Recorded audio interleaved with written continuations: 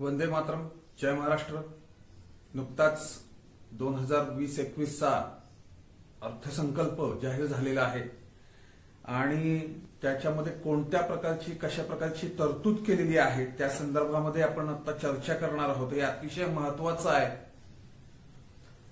महाराष्ट्रात राहणाऱ्या प्रत्येक व्यक्तीने, प्रत्येक नागरिकांनी, प्रत्येक मतदारांनी अर्थसंकल्प काय असतो, कसा तो तयार केला जातो, त्याच्यात कशा तरतुदी केल्या जातात या संदर्भामध्ये आपण चिकित्सा केली पाहिजे. आपण जे मतदार राजा म्हणून त्या ठिकाणी लोकांना निवडून देतोय, ज्या लोकांना निवडून देतोय ती लोक कसा अर्थसंकल्प तयार करतात किंवा राज्य कसं चालवतात किंवा यापूर्वीचे अर्थसंकल्प, कारण तेच सत्ताधारी होते गेली 70 वर्ष. कधी काँग्रेस असेल, कधी राष्ट्रवादी असेल, राष्ट्रवादी काँग्रेस असेल, कधी शिवसेना भाजप असेल, आता शिवसेना आणि काँग्रेस राष्ट्रवादी असेल. तर अशा पद्धतीने हेच सर्वजण एकमेकांमध्ये 4-5 पक्ष आहेत, हे सत्ता स्थापन करत आलेले आहेत आणि यांनीच ही विकासाची जी काही अजेंडा किंवा जाहीरनामे तयार केलेले आहेत त्याला अनुसरून जे काही त्यांचे अर्थसंकल्प आहेत ते आहेत का, बरोबर आहेत का, आपल्याला दिलेला शब्द जो आहे पाळलाय का, शिवाय महाराष्ट्रात सरकारची जी जबाबदारी ती ते पार पाडतायत का, की नुसते आपले पाटे टाकायची कामं करतायत. कारण अर्थसंकल्प सादर करत असताना किंवा राज्याची घडी बसवण्यासाठी, लोकांचं समाधान करण्यासाठी, लोकांच्या ज्या काही अपेक्षा पूर्ण करण्यासाठी जे वास्तविक करायला पाहिजे ते करतायत का, की वेगळं काय करतायत. तर त्या सगळ्या संदर्भामध्ये आपण आता चर्चा करणार आहोत आणि मी त्यासाठी बऱ्याचशा नोट्स काढून ठेवलेल्या आहेत. त्यामुळे आपण सर्वांनी हे आवर्जून पाहणं अतिशय गरजेचं आहे. याचे 3 भाग होणार आहेत आणि अतिशय महत्वाचे आहेत. ते जास्तीत जास्त लाईक करा, शेअर करा, सबस्क्राईब करा आणि सिरियसली घ्या.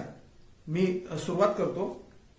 सुंदर माझे कार्यालय अभियानासाठी 1035 कोटी रुपये या ठिकाणी त्यांनी तरतूद केलेली आहे. सुंदर माझे कार्यालय म्हणजे आधी त्यांचं काम तर सुंदर झालं पाहिजे, कारण ही जी काही सिस्टम आहे, ही जी काही व्यवस्था आहे, याच्यामध्ये जे काही सरकारी बाबू काम करतायत, सरकारी नोकरदार काम करतायत, त्यांच्याकडून नागरिकांची होणारी गैरसोय आणि हेळसांड आणि त्यांना दिला जाणारा त्रास पाहता सिस्टम सुधारण्याची, आधी स्वतःमध्ये बदल करण्याची गरज आहे. त्यांचं कार्यालय सुधारून उपयोग नाही. त्यामुळे 1035 कोटी रुपये पाण्यातच गेल्यासारखे आहेत. मत्स्य विभाग विकासासाठी फक्त 100 कोटी आहेत. मच्छीमार बांधवांसाठी त्या ठिकाणी काहीही केलेलं नाहीये. हे सांगत असताना मला आणखी एक गोष्ट महत्वाची सांगायची आहे की लक्षात घ्या की हा अर्थसंकल्प, आता मी वेगवेगळ्या ह्या काही विभागवार तरतुदी आहेत त्या बोलत असताना ह्या सगळ्या यांनी यांच्या नोकरशाहीसाठी जर फायदा होईल किंवा राजकीय फायदे होतील अशा पद्धतीने हा अर्थसंकल्प मांडलेला आहे. याच्यामध्ये कुठेही लोकांचा विचार केलेला नाहीये. लोकांच्या खिशात 2 रुपये कसे जातील, त्यांची बचत कशी होईल, त्यांचा इन्कम कसा वाढेल यासाठी कुठल्याही प्रकारची तरतूद केलेली नाहीये. राज्यावर म्हणजे 2014 पूर्वी ज्यावेळेला काँग्रेस राष्ट्रवादीचं सरकार होतं 15 वर्ष महाराष्ट्रामध्ये, त्यावेळेला 3 लाख कोटीचं कर्ज होतं. त्यानंतर ते फडणवीस आणि ठाकरे सरकारच्या काळामध्ये 5 लाख कोटीवर गेलं आणि आता पुन्हा ठाकरे सरकार आणि काँग्रेस राष्ट्रवादी असं एकत्र मिळून आल्यानंतर सुद्धा हा कर्ज फेडी संदर्भात कुठलंही पाऊल उचललेलं दिसत नाहीये. म्हणजे एक आणखीन कर्ज त्यात ऍड होणार आहे, कारण आधीच कोरोनाच्या नावाखाली तुटीचा अर्थसंकल्प असं त्यांनी म्हटलेलं आहे. 66,000 कोटीची तूट आहे आणि महसुली तूट 1,56,000 कोटी जाण्याची शक्यता आहे. त्यामुळे विचार केला पाहिजे की आपण हा महाराष्ट्र देश तर चाललेलाच आहे, पण महाराष्ट्र सुद्धा कर्जाच्या बोजाखाली हळूहळू खूप मोठ्या प्रमाणात दबत चाललेला आहे आणि हा सगळा प्रेशर आहे ना, तो शेवटी आपल्यालाच घ्यावा लागणार आहे. आपल्याच खिशातून काढले जाणार आहेत. 1 रुपयाने पेट्रोल मध्ये त्यांनी आणखीन कर वाढवला, म्हणजे कमी तर काही केलेलं नाहीये पण आणखीन वाढवलेला आहे. त्यानंतर कृषी संलग्न क्षेत्र जे आहे त्याच्यासाठी 16,333 कोटी रुपये यांनी केलेले आहेत तरतूद. मिठी नदी पुनर्विकास याच्यासाठी 450 कोटी रुपये आहेत. मिठी नदी अतिशय प्रदूषित नदी म्हटली जाते. होईल का नाही माहित नाही, कारण पुण्यामध्ये मुळा मुठा नदीच्या स्वच्छतेसाठी 1,000 कोटी रुपये जपानकडून कर्ज घेण्यात आलं होतं आणि जपानच्याच जायका कंपनीला ते कॉन्ट्रॅक्ट देण्यात आलं होतं. 2000 साधारण 15-16 सालची गोष्ट आहे. अजूनपर्यंत ते 1,000 कोटी पण दिसले नाही आणि त्याच्यातला तो स्वच्छता किंवा सुंदर विकास काही त्या नदी पाणलोट क्षेत्रामध्ये काही दिसला नाहीये. त्यामुळे हे कशा पद्धतीने आपल्याला फक्त गाजरं असतात ही ते एक उत्तम उदाहरण आहे याचं. उद्योग आणि खाण याच्यासाठी 842 कोटी रुपये आहेत. ग्रामीण विकासासाठी 5,124 कोटी रुपये आहेत. सहकार आणि पणनसाठी 7,995 कोटी आहेत. नगर विकासासाठी 8,420 कोटी आहेत. सामाजिक सेवा 42,588 कोटी आहेत. सामाजिक सेवा म्हणजे काय सेवा देणार आहेत हे त्यांनाच माहिती. ते त्याचं कुठेही विश्लेषण किंवा नक्की काय देणार आहेत हे माहिती नाहीये. लोकांच्या खिशात त्यातून काय पडणार आहे काय माहिती नाहीये. महिला बालविकासमध्ये 2,110 कोटी रुपये तरतूद आहे. सामाजिक न्याय विभागामध्ये 9,668 कोटीची तरतूद आहे. आदिवासी विभागासाठी 9,738 कोटी कर्ज आहे. आदिवासींच्या जमिनी आहेत का त्याचा एकदा अभ्यास करायला पाहिजे. त्याची एक श्वेतपत्रिकाच काढावी लागेल, कारण शेठ्या भाट्यांनी सगळ्या आदिवासींच्या जमिनी घेऊन टाकलेल्या आहेत, कंपाऊंड मारलेली आहेत, फार्म हाऊस बनवलेले आहेत. आधी त्यांना पुन्हा एकदा तो जमीन मालक बनवलं पाहिजे. त्यांच्यामध्ये ती साक्षरता आणली पाहिजे की जमीन ही तुमच्या स्वतःच्या उपजीविकेसाठी आहे, तुमच्या विकासासाठी आहे, ती विकण्यासाठी नाहीये. कारण ती हस्तांतरित होत नसली तरी अग्रीमेंट करून अशा जमिनी घेतल्या जातात कमी किमतीमध्ये. अल्पसंख्याक विभागासाठी 589 कोटी रुपये आहेत. वन विभागासाठी 1,730 कोटी आहेत. वन विभाग हळूहळू म्हणजे इथे तळेगाव दाभाडे चौथ्या टप्प्यामध्ये जवळपास 5-6 हजार एकर शेतजमीन आणि सगळा तो वन जमीन सगळीच आहे एकंदर. म्हणजे 2-3 धरणं आहेत, 2 धरणं आहेत त्या ठिकाणी. एवढा मोठा पाणलोट क्षेत्र विकासाचा जो भाग आहे, जिथे शेतकरी चांगल्यापैकी पीक घेतोय असा भाग हा सगळा कारखानदारीमध्ये हे वाया घालवत आहेत. म्हणजे वन विभागासाठी तरतूद करून काय करणार, त्यातून काय साध्य होणार हे अतिशय अवघड काम आहे. जलसंपदासाठी 12,981 कोटी. आत्ताच बोललो 2-2 धरणं असून सुद्धा त्या ठिकाणी शेतकऱ्यांचा किंवा शेतीचा विकास होण्याऐवजी इंडस्ट्रीचा विकास होतोय. त्यामुळे जलसंपदासाठी खर्च करून नक्की काय त्याच्या मागे गणित आहे. शहरीकरण होईल तिथे पण परत. पाणी पुरवठा आणि स्वच्छतेसाठी 2,533 कोटी आहे. गोसी खुर्दसाठी परत 1,000 कोटी काढलेत. म्हणजे जलसंपदासाठी 12,981 ची तरतूद आहे. परत गोसी खुर्दसाठी वेगळे 1,000 कोटी. पर्यटन आणि सांस्कृतिक क्षेत्र जे आहे त्याच्या विकासासाठी 1,400 कोटी रुपये आहेत. सारथी आणि बार्टीसाठी फक्त आणि फक्त 150 कोटी. म्हणजे रिसर्च इन्स्टिट्यूट आहेत. या बार्टी सारखी इन्स्टिट्यूट जी आहे नामवंत इन्स्टिट्यूट आहे आणि सारथी दोघांना मिळून फक्त 150 कोटी आहेत. म्हणजे बौद्धिक क्षमता वाढवण्यात खर्च करायला जास्त पाहिजे तर तिथे कमी केलेला आहे. बाकीच्या भरमसाठ वेगळ्या योजना आहेत तिथं नको तो खर्च केला जातोय. बहुजन व SC/ST मागासवर्गीय विकासासाठी 3,210 कोटी आहेत. आता हा नक्की कसला विकास करणार आहेत हे बहुजन समाजाने सुद्धा विचारण्याची गरज आहे. कारण एकही टाटा, बिर्ला, अंबानी किंवा किर्लोस्कर असे एकही उद्योगपती या संपूर्ण समाजातून उभा राहताना दिसत नाही, पुढे येताना दिसत नाही. नक्की काय विकास यांचा केला जातोय हे विचारलं पाहिजे. हे जे बहुजन समाजाचं नाव घेऊन तिथे बसतात नेते, त्या नेत्यांनी सुद्धा विचारलं पाहिजे. त्या नेत्यांना लोकांनी पण विचारलं पाहिजे. तेव्हा काहीतरी साध्य होईल. ज्येष्ठ पत्रकार निवृत्ती वेतनासाठी 10 कोटी रुपये काढलेले आहेत. पण आम्ही स्वतः हा लढा लढलोय आणि लढतोय. ज्येष्ठ नागरिकांना, ज्येष्ठ पत्रकारांना त्यांचं जे अधिकार आहे, त्यांची जी पेन्शन आहे ती मिळत नाहीये. त्यासाठी अनेक वेळा मी हा विषय उचललेला आहे आणि इथे तर 10 कोटी ते मिळणार का नाही पत्रकारांना तर हा पण एक मोठा प्रश्न आहे की नुसतीच आकडेवारी आहे. शेततळी आणि विहिरींसाठी 1231 कोटी आहेत. अख्ख्या महाराष्ट्रात जवळपास 44,000 गाव वाड्या वस्त्या आहेत, 23,000 ग्रामपंचायती आहेत आणि पुरातन काळापासून आपल्याकडे तळी आणि विहिरी होत्या, या सगळ्या बुजवून टाकल्या. जो काही पारंपरिक आपल्याकडे पद्धत होती एक प्रकारची जलसंधारणाची, ती पूर्णपणे विहिरी बुजवून टाकल्यात आणि आता विहिरी बांधण्यासाठी आहेत, ज्या त्याचं पुनरुज्जीवन करा, त्यातला गाळ काढा, नव्या विहिरी बांधायची गरज पडणार नाही. पण ते काय आहे, तुम्ही तरतूद केलेली आहे त्या ठिकाणी. नियोजन विभाग म्हणून 4,862 कोटी आहेत. नियोजन कसं होणार आहे, कसलं होणार आहे काय माहिती नाही. पर्यावरण याच्यावर 230 कोटी आहेत. मगाशी म्हटल्याप्रमाणे बौद्धिक क्षमतेवर जास्त खर्च करायला पाहिजे, तसा पर्यावरणावर पण जास्त खर्चाची गरज आहे, तिथे 230 कोटी फक्त काढलेले आहेत. ऊर्जा क्षेत्रावर 9,111 कोटी आहेत. ऊर्जा क्षेत्रामध्ये कुठेही सरकार काम करत नाही. ऊर्जा क्षेत्रामध्ये संपूर्णपणे खासगीकरण आहे.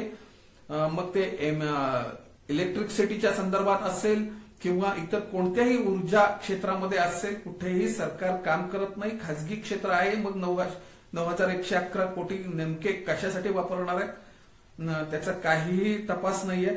सार्वजनिक बांधकाम जे आहे त्याच्यासाठी 10,650 कोटी आहे. बघा, म्हणजे सार्वजनिक बांधकाम मध्ये कंत्राटं निघतात, मोठमोठी कंत्राटं निघतात, त्यामुळे तिथं बरोबर मोठीच्या मोठी अमाऊंट आहे. सामाजिक सेवामध्ये जशी 42,000 कोटीची अमाऊंट आहे, तशी सामान्य सेवा ज्या आहेत त्याच्यासाठी 7,564 कोटी आहेत. परिवहन विभागासाठी 16,846 कोटी आहेत. काय परिवहन विभागामध्ये बसेस घेणार, हे घेणार, ते घेणार. लोकांना फ्री करून टाका, म्हणजे डिझेलची पेट्रोलची बचत होईल. त्याच्यामुळे लोक खासगी गाड्या, आपल्या वैयक्तिक गाड्या काढण्याऐवजी त्या सार्वजनिक वाहतूक व्यवस्थेच्या वाहनांनी जातील. तर ते करा त्याच्यामध्ये. तर ते होणार आहे की नाही माहित नाही. नुसत्या बस खरेदी होतील आणि कॉन्ट्रॅक्ट निघेल, कंत्राट निघेल त्याचं. पाटबंधारे आणि पूर नियंत्रणासाठी परत 11,897 काढलेत. म्हणजे जलसंपदासाठी ऑलरेडी 12,981, गोसीखुर्दसाठी 1,000 कोटी, पाटबंधारे आणि पूर नियंत्रणासाठी 11,897 कोटी असे सगळं वाटप आहे. सगळं शिक्षण विभाग, आता कोणाला वाटप होणार आहे तुम्ही बघा. शिक्षण विभाग जो आहे त्याच्यासाठी 2,525 कोटी रुपये आहेत. विचार करण्यासाठी अत्यंत गचाळ आणि घाणेरडं शिक्षण सरकारी शाळांमधून दिलं जातं. आता कुठेतरी असं दाखवतात की आम्ही खूप छान करतोय, पण काही नुसतं रंगरंगोटी केल्यानी आणि छान तिथे 1-2 संगणक ठेवल्यानी शिक्षण सुधारणार नाहीये. त्याच्यामध्ये आमूलाग्र बदल करण्यासाठी शिक्षण क्षेत्रातली जी तज्ज्ञ लोक आहेत त्यांना घेऊन एक समिती तयार केली पाहिजे आणि अभ्यास केला पाहिजे. त्यामुळे तो बदल होईल. नुसते पैशाचे फुगवटे दाखवून होणार नाही. उच्च व तंत्र शिक्षण विभाग जो आहे त्याच्यासाठी 139 कोटी आहेत. आरोग्य सेवेसाठी 7,500 कोटी आहेत. आरोग्य सेवा ही अतिशय ढेसाळ सरकारी आरोग्य सेवा, काही अर्थ नाही तिथे. माणूस मरण्यासाठी त्या ठिकाणी जातो की काय अशी परिस्थिती आहे. माणसं मारण्याचा कारखाना म्हटलं तरी चालेल त्या गोष्टीला. मी स्वतः ते अनुभवलेलं आहे. माझा मुलगा या सरकारी आरोग्य व्यवस्थेच्या ढिसाळ कारभारामुळे गेलेला आहे.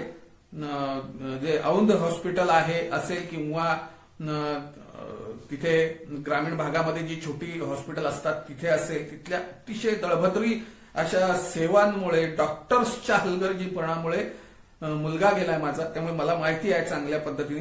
घरकुल योजना जी आहे त्याच्यासाठी 6,829 कोटी. वर्षानुवर्ष 70 वर्ष ही लोक सत्तेत आहेत, लोकांना साधी घरं नाही आहेत.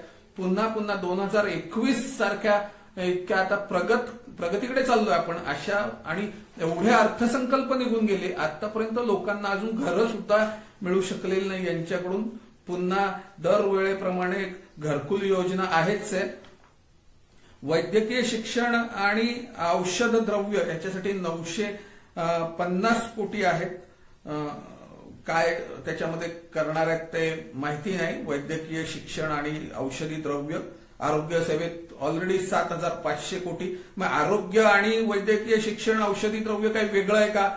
तर ते पण एक अभ्यासण्याचा विषय. महापुरुषांच्या स्मारकासाठी फक्त 35 कोटी आहेत. आता मग छत्रपती शिवाजी महाराजांचं स्मारक असेल किंवा डॉक्टर बाबासाहेब आंबेडकरांचं स्मारक असेल, हे 35 कोटीमध्ये कसं होणार आणि कसं भागणार, हा एक विचार करण्यासारखी गोष्ट आहे, विचार करायला लावणारा विषय आहे. मंदिर विकासासाठी फक्त 101 कोटी आहेत, ज्या मंदिरांमुळे संस्कार मिळतात लोकांना. त्या ठिकाणी गेल्यानंतर सरकारकडून तर काय अपेक्षा सगळ्या संपलेल्या आहेत. त्यामुळे मंदिरच एक असं ठिकाण आहे की देवाकडेच आपण काहीतरी आता प्रार्थना करू शकतो. तिथे फक्त 101 कोटी रुपये आहेत. आमदार निधी मात्र अगदी घसघशीत आहे. 3 कोटी केलेला आहे. 2 कोटी होता पूर्वी, आता 1 कोटीची वाढ केलेली. 864 कोटीचा आमदार निधी आहे. बघा, म्हणजे आपापल्या विधानसभा मतदार क्षेत्रामध्ये खर्च होतात का हे निधी, तर ते प्रत्येकाने तपासलं पाहिजे. असं जवळपास 2 लाख कोटीच्या आसपास हा सगळा दाखवलाय. ह्याच्यात सगळ्यात महत्वाचं म्हणजे सगळ्या आकडेवारी आणि वेगवेगळ्या विभाग आणि ह्या सगळ्या गोष्टी यांनी दाखवलेल्या आहेत. त्याच्यामध्ये एसटी आगार विकासासाठी 1400 कोटी आहेत.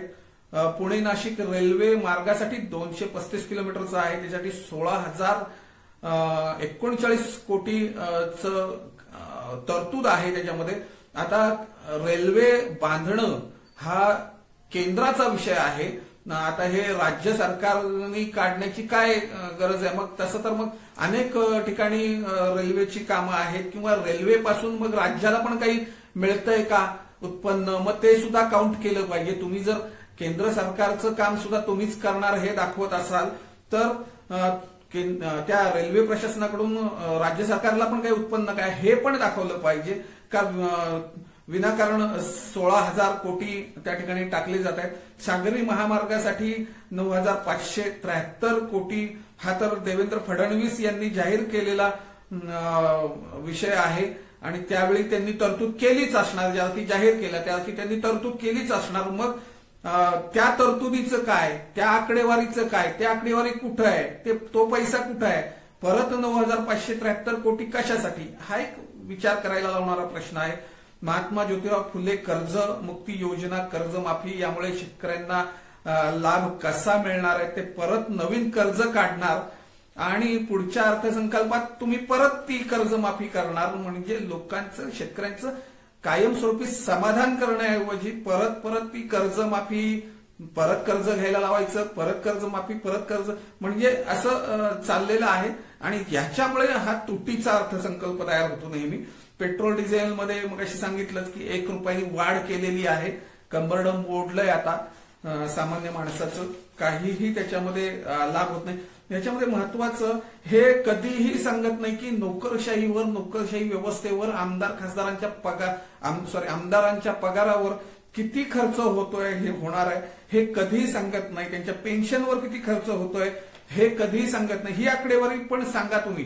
जशी विभागवार तुम्ही योजनांवर केला जाणारा जो खर्च आहे तो सांगताय, तरतुदी सांगताय, तर 288 आमदार प्लस 12 शिक्षक पदवीधर, 11 राज्यपाल नियुक्त आमदार, विधान परिषद सदस्य आमदार 78, जवळपास 389 आमदार आहेत. मग त्यांचा पगार पाण्यावर किती खर्च, भत्त्यावर किती खर्च होतोय आणि त्यांच्या माजी आमदारांच्या पेन्शनवर किती खर्च होतोय हे पण नागरिकांना कळू द्यात. राज्य सरकारी शासकीय अधिकारी आणि कर्मचारी जे आहेत सर्व विभाग यांच्यावर किती खर्च होतोय त्याची एक सेपरेट आकडेवारी लोकांना कळू द्या. नाहीतर 4 आण्याची कोंबडी, 12 आण्याचा मसाला अशा पद्धतीने 80% खर्च हा सगळा तुमचा सरकारी नोकरशाहीवर होतोय. जवळपास महसुली उत्पन्न 2,18,000 कोटी रुपये आलेलं आहे. उत्पन्नाचे स्रोत राज्य सरकारचे आपण एकदा तपासूया. नुसतं असं एक आकडेवारी सांगितली की झालं असं नाहीये. महसुली उत्पन्नामध्ये खाण आणि गौण खनिज जे आहे त्याच्यापासून प्रचंड उत्पन्न सरकारला मिळतं. स्टॅम्प ड्युटी मधून प्रचंड उत्पन्न मिळतं. स्टॅम्प पेपरच्या विक्रीतून प्रचंड मोठ्या प्रमाणात उत्पन्न मिळत असतं. मालमत्ता हस्तांतरण शुल्क असतं, उत्पादन शुल्क असतं, दारू आणि सिगरेट विकल्या जातात, जकातीचं शुल्क आहे, वेश्यालय चालवली जातात महाराष्ट्रामध्ये. एकीकडे आपण महिला सन्मान किंवा महिला जागर घालतोय, देवी म्हणून पूजतोय, महिलांना त्या ठिकाणी वेगवेगळ्या क्षेत्रात नामवंत म्हणून त्यांना पुरस्कृत करतोय, त्यांचं अभिनंदन करतोय, आणि दुसरीकडे या महाराष्ट्रामध्ये, या पुण्यासारख्या शहरामध्ये मध्यभर वस्तीमध्ये निर्लज्जपणे वेश्यालय चालवली जातात. तिकडे एका बाजूला महात्मा फुल्यांचे शाळा भिडेवाडा आणि इकडे एका बाजूला त्या ठिकाणी लाल महाल आणि त्याच्यामध्ये बुधवार पेठ सारखी बुधवार गल्ली चालवली जाते, चालवलीच जाते. सरकार त्याला परवानगी दिलेली आहे, सरकारने त्याला संरक्षित केलेलं आहे. त्यामुळे अशा सगळ्याच मोठ्या शहरांमधून वेश्यालय चालवली जातात. त्यापासून काही उत्पन्न आहे का बाबा राज्य सरकारला, तेही कळू द्या. का चालवताय, का माई लेकी त्या ठिकाणी नासवल्या जात आहेत, का त्या ठिकाणी महिलेचा रोज अपमान होतोय, तर हे पण कळलं पाहिजे किंवा त्यातून काही राज्य सरकारला उत्पन्न आहे का. वाहन आणि पीयूसी द्वारे उत्पन्न मिळतं सरकारला, वाहन विमा कंपन्यांद्वारे उत्पन्न मिळतं सरकारला, व्हेकल रजिस्ट्रेशन फी मिळते, व्हेकल ट्रान्सफर फी मिळते, वाहन पासिंग शुल्क दरवर्षी मिळतं. सगळ्या ज्या गाड्या आहेत, प्रवासी गाड्या असतील किंवा मालवाहतुकीच्या गाड्या असतील, लाखो करोडो गाड्या आहेत, यांचं पासिंगचं शुल्क मिळतं. शिवाय नवीन गाड्यांचं जे शुल्क आहे ते मिळतं.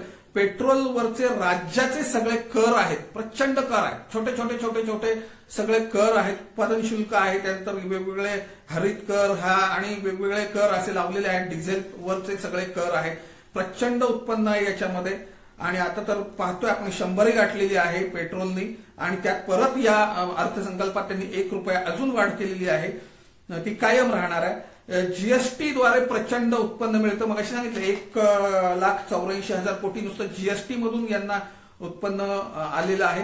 पर्यटन कर, पर्यटन शुल्क आणि विश्रामगृह, प्रत्येक ठिकाणी पर्यटन स्थळांमध्ये विश्रामगृह असतात, तर त्याच्यापासून सुद्धा उत्पन्न आहे. तर हे पण कॅल्क्युलेट केलं गेलं पाहिजे.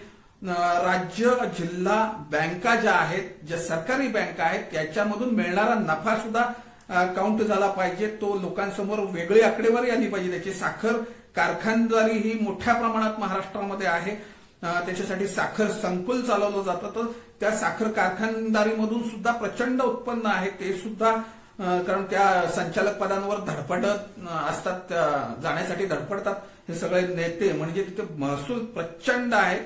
मात्र लोकांना किंवा शेतकऱ्यांना द्यायला काही नसतं साखर कारखान्यांकडे. त्यामुळे सूतगिरण्या असतील, जे सहकार आणि पणन क्षेत्र आहे, त्याच्यामध्ये काय सरकारला उत्पन्न मिळालंय ते कळलं पाहिजे. धरणातील पाणी विक्रीद्वारे जनतेकडून येणारा महसूल, प्रत्येक जण पाणीपट्टी भरतोय का नाही, म्हणजे जनतेकडून कोट्यावधी रुपये पाण्याचे पैसे आपण देतोय. 2014 पर्यंत तर थोडे माफक होते, त्याच्यानंतर जवळपास 3 पट वाढ झालेली आहे पाणीपट्टीमध्ये. म्हणजे प्रचंड, म्हणजे कोरोनाचं नाटक सांगायची गरजच नाहीये, यांनी 3 पट वाढ झालेली आहे त्याच्यामध्ये. त्यामुळे प्रचंड उत्पन्न पाण्यावर मिळालेलं आहे. त्यामुळे पाण्यावर किती उत्पन्न मिळालं हे लोकांना कळलं पाहिजे. त्या ठिकाणी वीज बिल ग्राहकांकडून येणारा कर जो आहे, कारण वीज बिल काय प्रचंड मोठ्या प्रमाणात लोकांना येते, त्याच्यामध्ये तुम्ही ते कॉलम आहेत ते तपासा, त्याच्या बॅकसाईडला तिथे तुम्हाला दिसतील वेगवेगळे उपकर, शुल्क, वहन शुल्क. म्हणजे तुम्ही विजेचा शुल्क तर देताच देता, त्याच्याबरोबर इतर अनावश्यक अशा प्रकारचे 4-5 कर लावलेले असतात त्या ठिकाणी. जवळपास तो 22% ते कर असतात. तर हे सगळं कुठे जात आहे, हे सगळ्याची आकडेवारी आली पाहिजे की एमएससीबी कडून किंवा वीज कंपन्यांकडून किती सरकारला नफा त्या ठिकाणी आला, कर आला. खाजगी शिक्षण, तंत्र शिक्षण आणि वैद्यकीय संस्थांकडून येणारा महसूल कळला पाहिजे, कारण त्यांना प्रचंड मोठ्या प्रमाणात त्या वेगवेगळ्या मोठमोठ्या नेत्यांच्या पण आहेत त्याच्यामध्ये, सगळे शिक्षण सम्राट आहेत ते. तर ह्याच्यामधून फार मोठा इन्कम आहे. तर तो राज्याला येणारा महसूल तो कळला पाहिजे. शासकीय जमीन भाडेपट्टा दिली जाते, त्याचा महसूल किती आला ते कळलं पाहिजे. विविध खाजगी उद्योगांकडून मिळणारं उत्पन्न जे आहे, कारण आता मग सांगितलं मगाशी की 6,000 एकर जमीन खाजगी उद्योगांना एमआयडीसी करून त्या ठिकाणी दिली जाते आहे. मग त्या ठिकाणी तुम्ही उद्योगांसाठी जशी तरतूद करता तसा उद्योगांकडून मिळणारा फायदा जो आहे तो सुद्धा तिथे नमूद झाला पाहिजे. उद्योगांचा CSR निधी जो राज्य सरकारने त्याची आकडेवारी जाहीर केली पाहिजे, लोकांना कळलं पाहिजे CSR मधून काय नेमका विकास साधला जातोय, किती निधी आलेला आहे. कारण त्याच्यामध्ये फार मोठा भ्रष्टाचार आहे CSR निधीमध्ये. ते काहीतरी पर्सेंटेज प्रकार असतो. 100 रुपये द्यायचे, 40 रुपये परत घ्यायचे, 60 रुपये परत घ्यायचे, 10 रुपये एजंट. फार प्रचंड भयंकर भ्रष्टाचार आहे त्याच्यामध्ये. टोल नाक्याद्वारे येणारं प्रचंड उत्पन्न असं म्हटलं तरी प्रचंड टोल नाक्याद्वारे येणारं उत्पन्न म्हणजे आधीच मी मगाशी सांगितलं की वाहन रजिस्ट्रेशन, व्हेकल ट्रान्सफर, वाहन पासिंग, पेट्रोलवरचे कर, इतकं सगळं वाहन QC मिळत असताना सुद्धा हे नेते दम भरतात आपल्याला की चांगले रस्ते हवे असतील तर तुम्हाला त्या ठिकाणी टोल भरावाच लागेल. अशा प्रकारचे दम भरणारे नेते. तर हे सगळे महाराष्ट्र रोड डेव्हलपमेंट कॉर्पोरेशनच्या माध्यमातूनच हे सगळे टेंडर दिले जातात. त्यामुळे हे टोल नाक्यातून प्रचंड उत्पन्न येते, ते कळलं पाहिजे जनतेला. ST बस परिवहन विभागाकडून येणारं उत्पन्न कळलं पाहिजे. तिथे काय फुकट लोकांना तुम्ही सोडत नाही, तिकीट घेता म्हणजे तिथे उत्पन्न आहे, तुम्ही तरतूद करता म्हटल्यावर उत्पन्नाचा आकडा आला पाहिजे. त्यानंतर जेल प्रशासनामध्ये लाखो कैदी आहेत, तिथे काम करून घेतलं जातं त्यांच्याकडून आणि त्या वस्तू मार्केटमध्ये विकल्या जातात. तर ते सुद्धा उत्पन्न इथे काउंट झालं पाहिजे. खासगी उद्योगांची गुंतवणूक 1,12,000 कोटी यांनी सांगितलेली आहे. राज्याकडून घेतले जाणारे जे नवं कर्ज आहे म्हणजे आपण बघतो की 3 लाख कोटी कर्ज होतं. फडणवीस सरकारच्या काळामध्ये ते 2 लाख कोटींनी वाढून 5 लाख कोटी झालं. मग आता ही लोक पण आता हे मेट्रो काय फुकट नाही चालू आहे, आपल्या कर्ज काढून चाललेलं आहे. आपल्याला लाज वाटत नाही की आपण 12,000 कोटी कर्ज काढून जर एखादी मेट्रोचं काम चालू आहे तर आपण त्याला विरोध करावा, आम्हाला गरज नाही.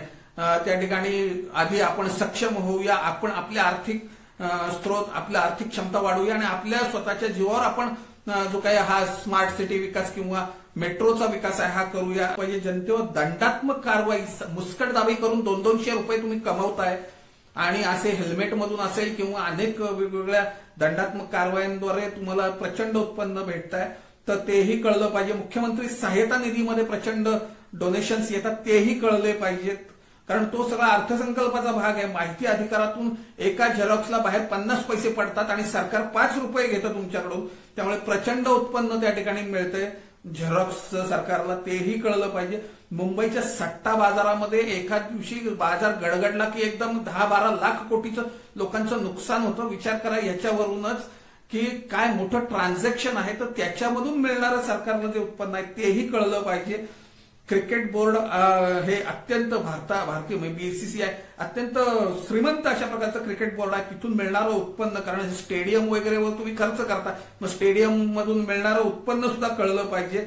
चित्रपटगृह आणि चित्रपट जे क्षेत्र आहे त्याच्यावर जे आकारलं जाणारं करमणूक शुल्क आहे ते सुद्धा कळलं पाहिजे, ते जाहीर झालं पाहिजे. कृषी उत्पन्न बाजार समित्यांकडून जे उत्पन्न आहे ते समोर आलं पाहिजे. महासेवा केंद्र जे आहेत सरकारने चालवायला दिली, प्रचंड मोठ्या प्रमाणात त्या ठिकाणी लोकांची लुटमार होती आहे, तर ते सुद्धा उत्पन्न सरकारलाच जात आहे. त्यामुळे महासेवा केंद्रांचं उत्पन्न कळलं पाहिजे. आधार नोंदणीमध्ये बेसुमार लोकांची खिशाची कत्तल सुरू आहे.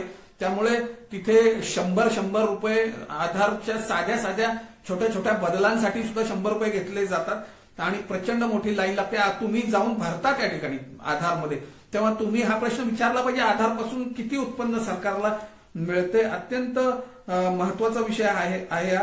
कंपनी कर जे आहे राज्याला मिळणारा काय हिस्सा आहे. जवळपास महाराष्ट्रामध्ये 3,75,000 कंपन्या आहेत, त्यातल्या 2,27,000 कंपन्या ऍक्टिव्ह कंपन्या आहेत आणि 5,000 BSE ला लिस्टेड कंपन्या आहेत. ह्याच्यामधून प्रचंड, कारण कंपनी जो टॅक्स आहे तो जवळपास 40% आहे, तर मग त्याच्यातून मिळणारं जे उत्पन्न आहे सरकारला किती मिळणारा हिस्सा आहे तो कळला पाहिजे त्या ठिकाणी. त्यानंतर धर्मादाय संस्थांकडून मिळणारं उत्पन्न जे आहे ते कळलं पाहिजे. इन्कम टॅक्स मधून राज्याला किती हिस्सा मिळतो ते कळलं पाहिजे. त्याच्यानंतर विमानतळ घोषित करता, विमानतळ बांधता. आता विमानतळ बांधण्याचं काम राज्य सरकारचं नाहीये, ते आहे केंद्र सरकारचं काम. पण मग राज्य सरकार खर्च करतंय ना, म्हणजे तुम्हाला राज्य सरकारला विमानतळापासून फायदा आहे, मोठा कर मिळतोय, तर तोही जाहीर झाला पाहिजे.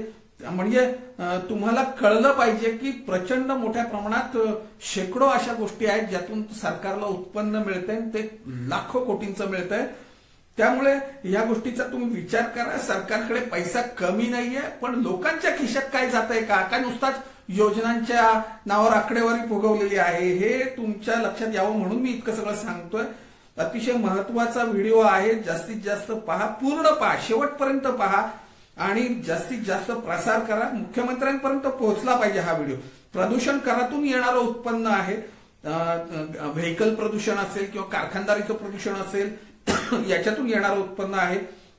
त्यानंतर मी याच्यात ग्रामपंचायतीत, नगरपालिका, महानगरपालिका हे जे घरपट्टी आणि इतर वृक्ष कर, रस्ते कर, इतर कर घेतात हे उत्पन्न मी मोजत नाहीये. हे किंवा केंद्र सरकारचं उत्पन्न मोजत नाही. आपण फक्त राज्य सरकारचं उत्पन्न मोजतोय. राज्य सरकारला एवढ्या सगळ्या शेकडो प्रकारातून जे उत्पन्न मिळतंय ते मी मांडलेलं आहे. नगरपालिका, ग्रामपंचायतीचं उत्पन्न मांडलेलं नाही. जे तुम्ही घरपट्टी आणि इतर कर भरता ते मांडलेलं नाही. गॅझेटमधून गॅझेट करण्यासाठी सुद्धा पैसे घेतले जातात सरकारकडून. त्यातून मिळणारं उत्पन्न असेल. ईएसआय, कामगारांना ईएसआय लागतो, त्या ईएसआय कंपन्या सुद्धा सरकारच्याच आहेत. त्यातून मिळणारा जो नफा आहे, पीएफ जे आहे, जे लोकांचा, कामगारांचा पीएफ सरकार वापरतं, तर तो किती वापरला जातो त्याची आकडेवारी, तो फार मोठा फंड आहे. कारण तुमच्या सगळ्यांच्या पगारातून कट होतो पीएफ, त्यामुळे तुम्ही ते विचारलं पाहिजे. वर्ल्ड हेल्थ ऑर्गनायझेशन खूप मोठा फंड इरेज करतं आणि राज्य सरकारांना पाठवत असतं. कोरोना काळामध्ये जो लाखो कोटींचा फंड आलेला असेल तो कळला पाहिजे राज्य सरकारला. वर्ल्ड हेल्थ ऑर्गनायझेशन कडून, WHO कडून किती फंड आला आणि तरी सुद्धा आपण रडतायत ही लोक आणि आर्थिक तुटीचा अर्थसंकल्प म्हणतायत ते. तर WTOचे पण फंड्स असतात. WTO आपल्या देशात, आपल्या महाराष्ट्रात सारखा हस्तक्षेप करत असतो आणि निर्देश देत असतो, हे करा ते करा, तर त्याच्यासाठी फंड्स पण येत असतात.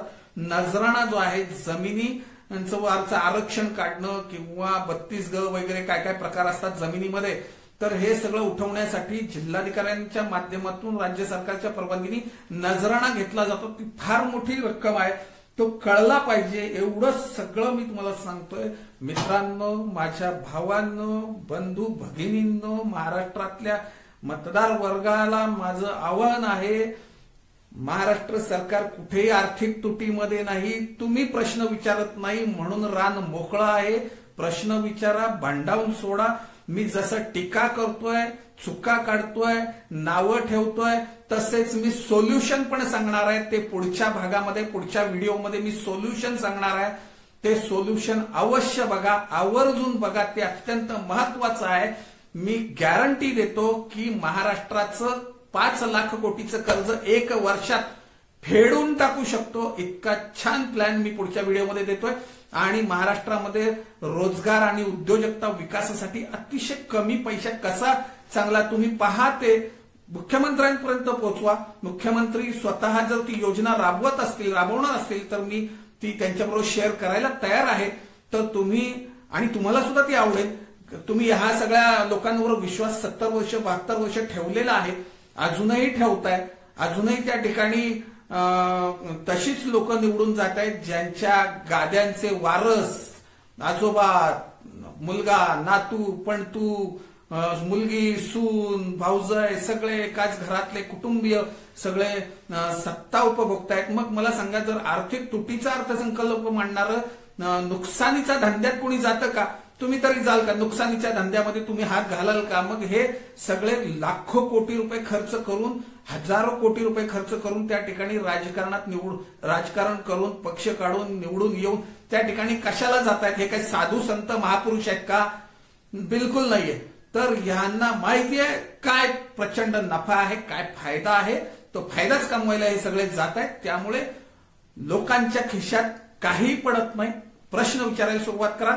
जास्तीत जास्त व्हिडिओला लाईक करा, सबस्क्राईब करा, शेअर करा, मुख्यमंत्र्यांपर्यंत पोहोचा. संपूर्ण एंड पर्यंत बघा आणि पुढचा व्हिडिओ अत्यंत महत्वाचा आहे, तो बघाच. त्यासाठी सबस्क्राईब करणं महत्वाचं आहे. जय हिंद, जय महाराष्ट्र.